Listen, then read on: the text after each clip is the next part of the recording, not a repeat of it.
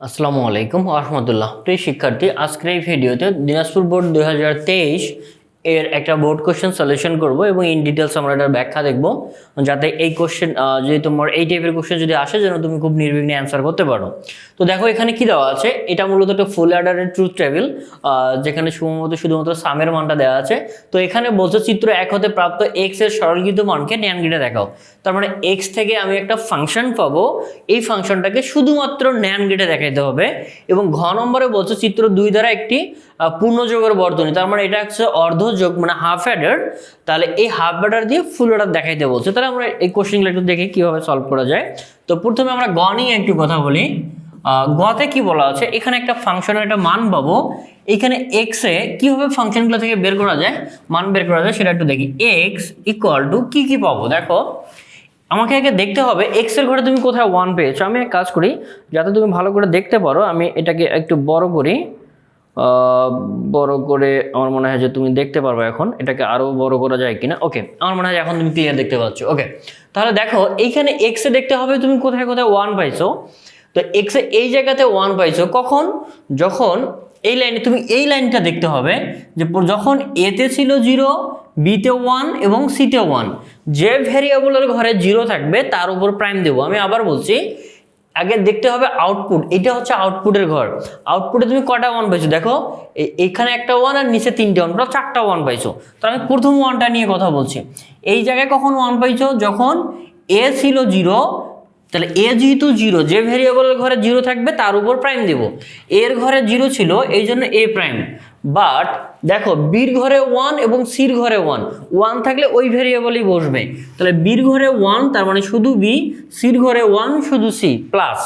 আচ্ছা, দেন তার যেহেতু এটা অ্যাডারের সার্কিট, সাধারণত আমরা কি করতে পারি, যে অ্যাডারের ক্ষেত্রে কি হয়, যোগের সার্কিট, তুমি যদি নাও জানতা তাহলে দেখো এটা কিভাবে করব। সেটা হচ্ছে এই পুরোটাই আউটপুটগুলো যোগ হবে আর এইটা গুণ হবে। কেন সেটা বলি, যে এইখানে এই 1টা কার উপর ডিপেন্ড করতেছে, এ এবং বি এবং সির উপর, রেজাল্টের উপর ডিপেন্ড করতেছে। তাহলে এবং মানে কি গুণ হবে, এবং এই সমষ্টিগত অ্যান্সারটা আমাকে দেখাইতে হবে। এই জন্য আমরা এটা কি করতেছি, যোগ করতেছি। এটা আরও একটু ডিপ এক্সপ্লেনেশন আছে, বাট আমাদের এটা আপনার না জানলেও হবে। তো এখানে দেখো, তাহলে আমি এই 1টার জন্য এই মানটা পাইলাম। এই জায়গায় একটা 1 পাইছি না, কখন, দেখো এ ছিল 1, বি ছিল, আচ্ছা এ যেহেতু 1 তাহলে আমি এ নিলাম। বির ঘরে দেখো দেখি কি আছে, 0 আছে। বির ঘরে 0 থাকলে এটা হচ্ছে বি প্রাইম, আর সির ঘরে কত আছে, 1 আছে, তার মানে শুধুমাত্র সি দিব প্লাস।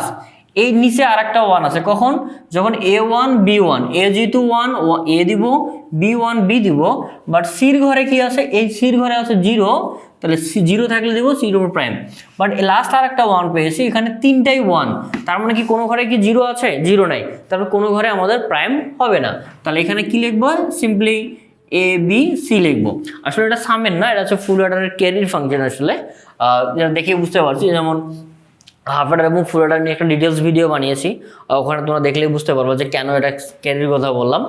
আর আমি এক কাজ করবো, এই ভিডিও লিঙ্কটা দিয়ে দিব ইনশাল্লাহ। তো এখানে আমাদের যে জিনিসটা জানতে হবে, কোন গেট দিয়ে দেখাতে বলছে আমাকে, ন্যান্ড গেট দিয়ে দেখাতে বলছে। ন্যান্ডে কে আছে, ন্যান্ডে একটা অ্যান্ড গেট আছে, যেটা কিসের কাজ করে, গুণের কাজ করে। তো এই ফাংশনটাকে যখন তুমি ন্যান্ড গেট দিয়ে দেখাতে যাবা, তো মাঝখানে এই যোগগুলো একটা সমস্যা তৈরি করবে। তাহলে আমাদের কাজ হচ্ছে এই গুণগুলাকে যোগগুলাকে কিসে কনভার্ট করা, গুণে কনভার্ট করা। কিভাবে করতে পারি, তার আগে আমাদের একটা সূত্র আছে, সেটা হচ্ছে কোনো কিছুর উপর ডাবল প্রাইম থাকলে সেটা উঠে যায়। তার মানে এখানে দেখো 2টা ডাবল প্রাইম আছে না, এই ডাবল প্রাইম 2টা উঠে গিয়ে কি হবে, শুধুমাত্র এ হবে। তাহলে এখন আমরা একটা কাজ করি, সেটা হচ্ছে যে এইখানে যেহেতু আমাদের ডাবল প্রাইম নিলে কোনোই সমস্যা নাই, তাহলে আমরা কাজ করি, এই লাইনটা আমি আরও একবার লিখে তারপর ডাবল প্রাইম করবো। অথবা তুমি চাইলে এখানে করতে পারো, বাট বেটার হচ্ছে নিচে লেখা। তাহলে এ prime B C plus A B prime C plus A B C prime plus A B C, তাই না? যেহেতু ডাবল প্রাইমে কারোই সমস্যা নাই, তাহলে আমরা এক কাজ করি, 2টা ডাবল প্রাইম দিয়ে দিই। আচ্ছা, ডাবল প্রাইম যখন দিয়ে দিলাম, এবার আমাদের একটা ডি মর্গানের সূত্র লাগবে।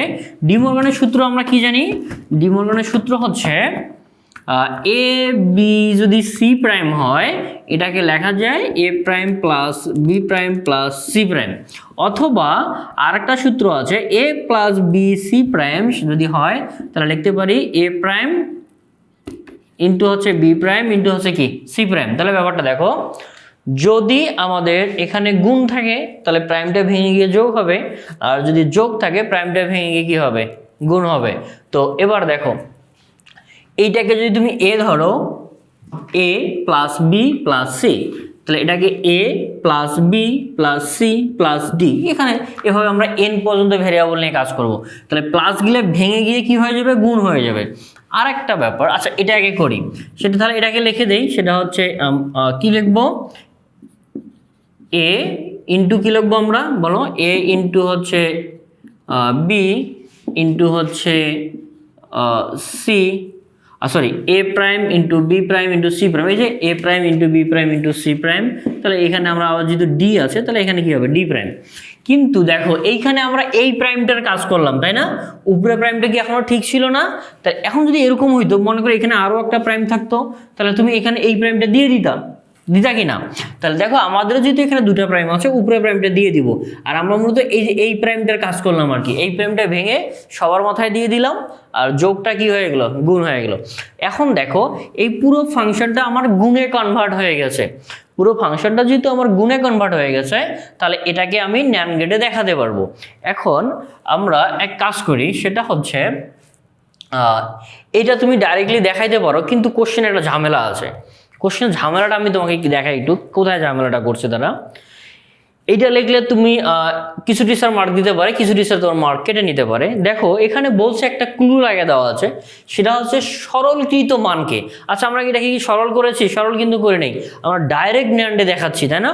তাহলে যেহেতু বলছে এটাকে সরল করো, যদি কোশ্চেনে আমি তোমাকে এটা কেন দেখালাম তার এক্সপ্লেনেশনটা হচ্ছে, যদি তোমাকে এই অপশনটা না, এই লেসটা যদি না থাকতো, যদি না বলতো সরলকৃত মানকে দেখো, তাহলে কিন্তু করতাম না, তাহলে কিন্তু আমার সরল করতাম না। যেহেতু এখানে কোশ্চেনে এখন বলে দিছে, তার মানে পরীক্ষা যদি সরল করার কথা না বলে, তা ডাইরেক্ট তুমি এভাবে দেখাতে পারো, সেক্ষেত্রে সমস্যা হবে না। বাট যেহেতু বলছে এটাকে সরল করো, তাহলে আমরা এটাকে কিভাবে সরল করতে পারি সেটা একটু দেখি। সেটা কিভাবে দেখবো, দেখো তুমি একটা জিনিস খেয়াল করে দেখো দেখি, এই যে ABC আর তার সঙ্গে যদি এই দুইটা লেখো, এই দুইটা যদি একসঙ্গে রাখি তাহলে কি কমন নিতে পারি, তাহলে BC আমরা কমন নিতে পারি। আবার এই দুইটার মধ্যে কমন নিলে আমরা কমন নিতে পারি AC, এবং এই দুইটার মধ্যে যদি আমরা কমন নেই তাহলে কমন নিতে পারি AB।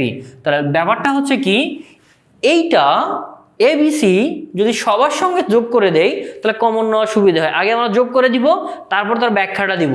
সেটা হচ্ছে দেখো এখানে আমরা লিখে দেই ABC, এটার সাথে আমরা এই জিনিসটা নিয়ে আসবো, প্লাস হচ্ছে ABC প্লাস এটা লিখবো AB প্রাইম C, তার সঙ্গে এটা যোগ করে দিব, তাহলে হচ্ছে ABC, তাই তো, প্লাস এটা লিখবো ABC প্রাইম প্লাস হচ্ছে ABCI। আচ্ছা এখন এখানে একটা ব্যাপার আছে, আচ্ছা একটা কাজ করি, আর একটা লাইন করি, তারপর এর ব্যাখ্যাটা আমি তোমাদের দিচ্ছি। এখানে দেখো ABCI কটা ছিল, একটা, আমার এখানে হয়ে গেছে কটা, তিনটা। তাতে কোনো সমস্যা আছে কিনা সেটা একটু দেখবো। আগে এই দুটো থেকে কমন নেই, দেখি তো কি কমন নিতে পারি। এই দুটো থেকে আমরা BC কমন নিতে পারি।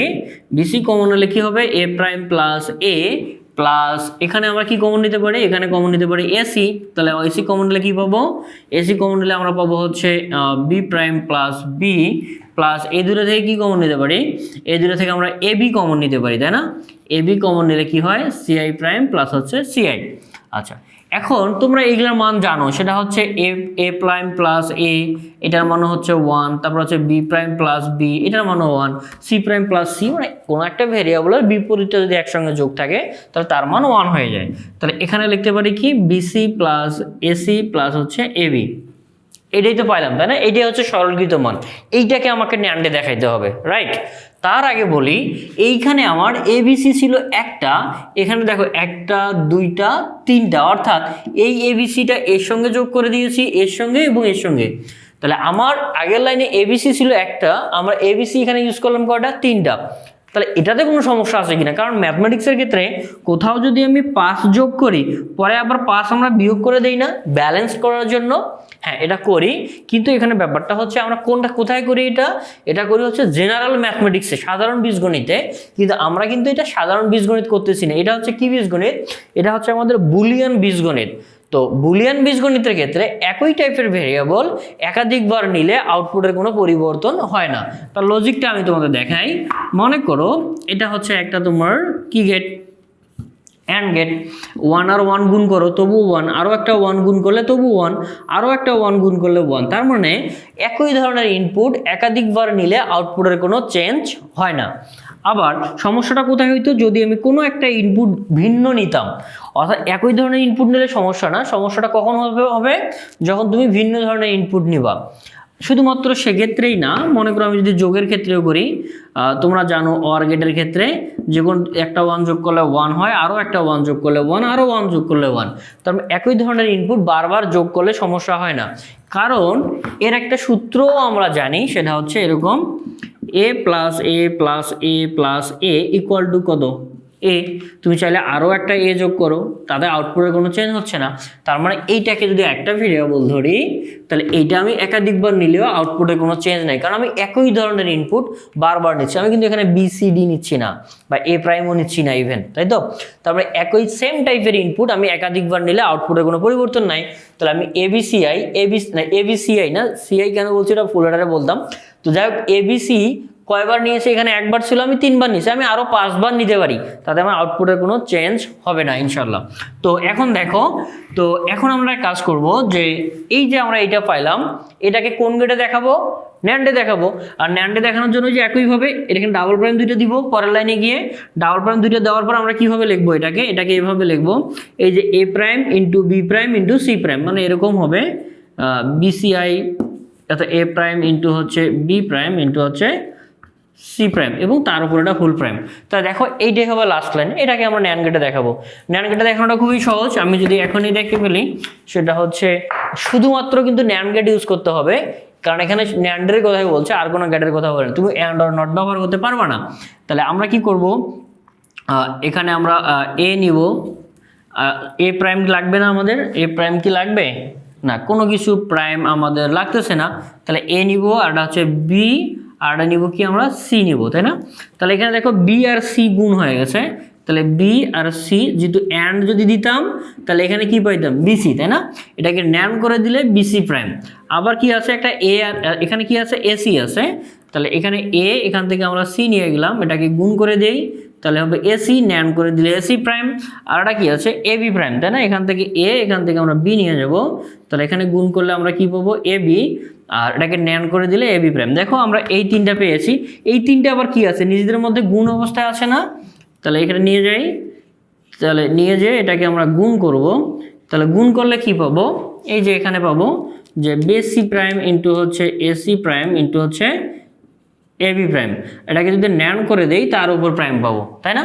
তাহলে দেখো তো, এই সেম জিনিসটা কোথা থেকে পেয়েছি, এটা থেকে পেয়েছি, আর এটা কোথা থেকে পেয়েছি, শতক সারণী থেকে পেয়েছি। তাহলে এই যে শতক সারণী থেকে আমরা কি করলাম, এই একটা মান পেলাম না, এই মানটাকে আমরা সরল করলাম, প্রথমে সরল করলে এই জিনিসটা পেলাম, আর ন্যান্ডে দেখানোর জন্য ডাবল প্রাইম নিয়ে আমরা এই জিনিসটা নিয়ে আসলাম। আর এইটা শুধুমাত্র এখানে ন্যান্ড গেট ইউজ করেছি, আমরা কিন্তু অন্য কোনো গেট আর ইউজ করিনি। তাহলে আমরা বলতে পারি, তাহলে এটাকে যদি একটু দেখি, যে এই যে উদ্দীপক 1 বা চিত্র 1কে শুধুমাত্র ন্যান্ড গেট দিয়ে বাস্তবায়ন করা সম্ভব, এটা আমরা ব্যাখ্যা করলাম। এবার দেখো তোমাকে কি কোশ্চেন বলছে, সেটা হচ্ছে এই যে এটা চিত্র দিয়েছে, এটা একটা হাফ অ্যাডারের চিত্র, কারণ হাফ অ্যাডারে 2টা ইনপুট আর 2টা আউটপুট ব্যবহার করা হয়, তাই তো? আচ্ছা, কোশ্চেনে কি বলছে দেখো, চিত্র 2 দ্বারা কি পূর্ণযোগের বর্তনী, মানে ফুল অ্যাডার। তাহলে এই চিত্র হচ্ছে হাফ অ্যাডার, আর দেখাইতে হবে কি, ফুল অ্যাডার। তাহলে চিত্র 2 দ্বারা, অর্থাৎ হাফ অ্যাডার দিয়ে পূর্ণযোগ, অর্থাৎ ফুল অ্যাডার, হাফ অ্যাডার দিয়ে ফুল অ্যাডার বাস্তবায়ন করা যায় কিনা, এটা তোমাকে ব্যাখ্যা করতে বলছে। তাহলে এক কাজ করি আমরা, সেটা হচ্ছে যে হাফ অ্যাডার দিয়ে ফুল অ্যাডার কেমনে ব্যাখ্যা করা যায়, এটা আমরা এখন করতে পারি, অথবা আমি তোমাকে দেখাই দিই, তুমি চ্যানেলে গেলে কি হবে, এই ভিডিওটা সহজে খুঁজে পাবা। আমি তাহলে তোমাদের জন্য মনে হয় আরো ইজি হয়, কারণ এই ভিডিওটা লং করে কোনো লাভ হবে না। আর আমি এখন যদি পড়াই সেম কথাটাই আবার বলবো, তাহলে তুমি কি করবা, ডাইরেক্ট আমার চ্যানেলে গিয়ে কি করবা, সার্চ দিবা, সার্চ দিতে পারো, অথবা ওই ভিডিওটা মোটামুটি মনে হয় 3 নম্বর পজিশনে আছে, আমি তোমাকে দেখাই দিই। তো প্রথমত তুমি আমার চ্যানেলে আসলা, চ্যানেলে আসার পর ভিডিওসে আসবা, ভিডিওসে এসে এই পপুলার ভিডিওতে যদি তুমি ক্লিক করো, আমি এটাকে জুম করি, তো চ্যানেলে আসার পর পপুলার ভিডিওতে ক্লিক করবা। দেখো এই সেম জিনিসটা আমি যদি বড় করি, আচ্ছা বড় জুম করতে গিয়ে পুরো অবস্থা খারাপ হয়ে গেছে। যাক এই জিনিসটা এখানে আছে, দেখো কোশ্চেনে ছিল এটা হাফ অ্যাডার, এই হাফ অ্যাডার দিয়ে দেখাই দেবো হচ্ছে ফুল অ্যাডার। ফুল অ্যাডারে যে 3টা ইনপুট 2টা আউটপুট ব্যবহার করা হয়। তাহলে আমরা কি করলাম, এই যে হাফ অ্যাডার যে চিত্রটা রয়েছে এটা দিয়ে ফুল অ্যাডার কীভাবে বাস্তবায়ন করা যায় একটা ভিডিও আছে যেখানে আমি ইন ডিটেলস আলোচনা করেছি। তাহলে আমি এক কাজ করি, তোমরা এইটার আমি এখানে ভিডিওটা লং না করে তোমাকে জাস্ট দেখাই দিলাম কোথায় তুমি ভিডিওটা পাবা। যদি ভিডিওটা খুঁজে না পাও আমার চ্যানেলে আমাকে জাস্ট কমেন্টে বলে দিবা, বা আমি চেষ্টা করব কমেন্টে এই লিঙ্কটা দেওয়ার জন্য। অথবা তোমাকে হাফ অ্যাডার, ফুল অ্যাডার এবং কীভাবে হাফ অ্যাডার দিয়ে ফুল অ্যাডার দেখানো যায় 3টা আলাদা আলাদা ভিডিও আছে, কারণ এই অ্যাডারটা কিন্তু খুবই ইম্পর্টেন্ট। তাহলে তোমরা ওখান থেকে ভিডিওটা দেখে নিতে পারবা। তো তাহলে আমি এই ভিডিওটা এখানেই ক্লোজ করি, তোমাদের সঙ্গে দেখা হবে পরবর্তী আরেক ভিডিওতে। সেই পর্যন্ত ভালো থেকো, সুস্থ থেকো। আসসালামু আলাইকুম ওয়া রাহমাতুল্লাহ।